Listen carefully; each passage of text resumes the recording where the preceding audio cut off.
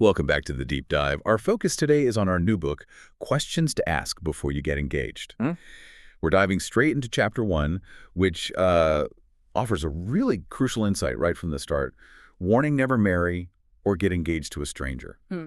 Our mission today is to unpack why getting to know someone thoroughly before commitment is maybe the single most important step you can take. Yeah, and what's compelling here is this isn't just about, wedding plans. It's really designed to help you answer that fundamental question. Is this person actually someone I should consider marrying? It lays the groundwork. Okay, right.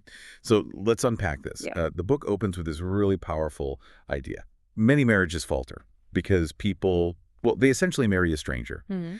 It's not always that partners, like, maliciously change overnight. Often it's, well, courtship deception, maybe, or just pure naivete, Yeah. or simply not asking enough. And what's striking is just how common this is. It highlights a fundamental oversight, you Yeah. know? We often rush into these huge commitments without really doing the due diligence. Yeah, we see something good on the surface and assume. Right, assume the rest will just sort itself out. The book uses this great analogy.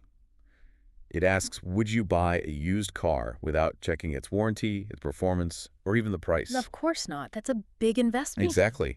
Yet we often do just that with one of life's biggest investments, choosing a partner. It really makes you think about how we approach relationships. And that brings up a key question, really, for you listening.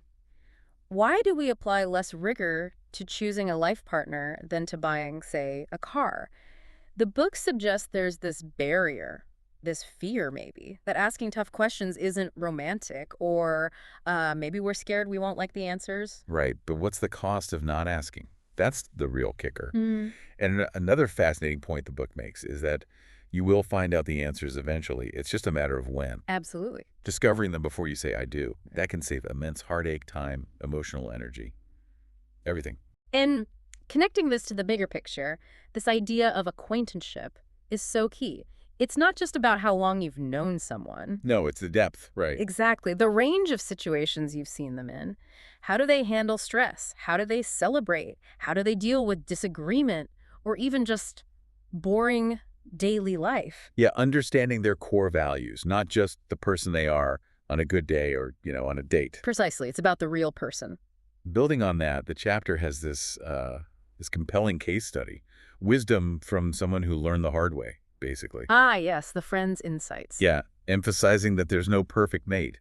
It's about compromise and, crucially, asking questions, staying curious about your partner. And some really practical takeaways from that section. Yeah. Always check if actions match words. That's huge. Yes. Don't ignore red flags. That little voice inside, usually worth listening to. Observe them with family, friends, under pressure. Those are like invaluable previews. Mm-hmm. And that really poignant bit, if you find yourself having to, talk yourself into going on a second or third date, it's probably not going to work long term. That's so true. Also, that warning about getting engaged based on potential, thinking you can reshape someone. Oh, the fixer-upper relationship. Right. It sounds obvious, but we see it. That path just leads to frustration, maybe even feeling betrayed down the line. Exactly. And moving to the practical side, the book gives these actionable suggestions, framing it around every morning at breakfast. That's a great image. It is. It asks you not to proceed if you have mixed feelings or if you feel pressured by some kind of deadline, like a biological clock or something. That pressure can lead to bad choices. You really need to know your non-negotiables before you get serious. Things like abuse, physical or emotional, obviously, or being controlled by parents, or thinking marriage will magically fix existing problems. Absolute red lights, yeah. And that ultimate daily test the book poses. Yeah. Is this the person you actually want across the breakfast table every single morning? Yeah. Not just on vacation. Every day. Mm-hmm. And there are other common sense warnings too, right? Like constant unresolved arguments or marrying purely for physical intimacy. Yeah, and that point about living together. Right, the cohabitation point. Yeah. The book highlights that studies actually suggest couples who live together before engagement might face higher divorce rates. Which seems counterintuitive to some people. It does, but the reasoning often involves sliding into marriage out of convenience or inertia rather than making a conscious, deliberate decision to commit. It's a subtle but important distinction. That makes sense. And the simple test. If you can't just hang out for a day, talking and doing nothing much, why are you even together? Exactly, that baseline compatibility. So wrapping this up, what does Chapter 1 really mean for you, the listener? Well, the whole point, and the point of this deep dive, is to give you a framework, a way to think. It's guidance, really. Yeah.